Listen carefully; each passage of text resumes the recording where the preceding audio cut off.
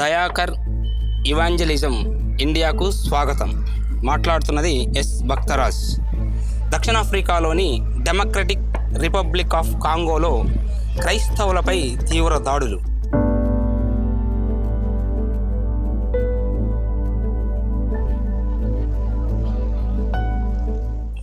ఫిబ్రవరి 21, 2025 ఆఫ్రికాలోని democratic republic of Congo దేశంలో క్రైస్తవులపై భయంకరమైన దాడులు జరుగుతున్నాయి.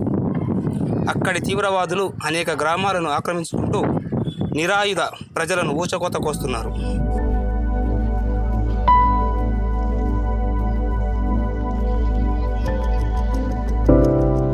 ఈ వారం ఈస్టర్న్ లుబేరో ప్రాంతంలో 70 మంది క్రైస్తవులను హత్య చేసిన ఘటన వెలుగులోకి వచ్చింది.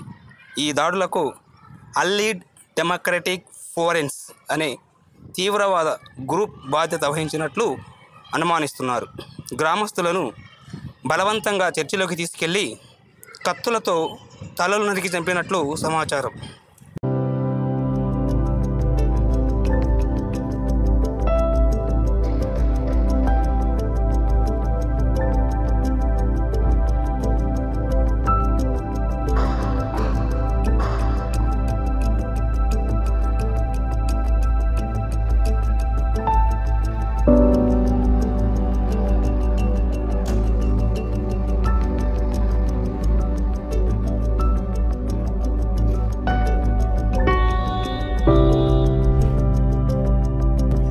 క్రైస్తవ సంఘాలు భయాందోళనలో. ఈ హత్యపై స్థానిక పాస్టర్లు తీవ్రంగా స్పందించారు. ఇది ఒక సాధారణ హింస కాదని, క్రైస్తవులు అమాయకంగా ప్రాణాలు కోల్పోతున్నారని వారు వాపోయారు.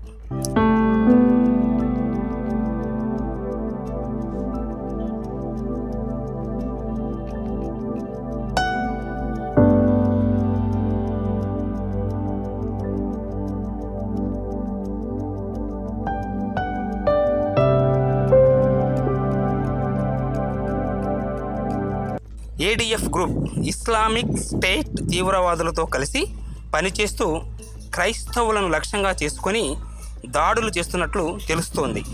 మరోవైపు M23 అనే మరో తీవ్రవాద గ్రూప్ రువాండా ప్రభుత్వ మద్దతుతో గోమా నగరాన్ని సహా అనేక ప్రాంతాలను ఆక్రమిస్తోంది.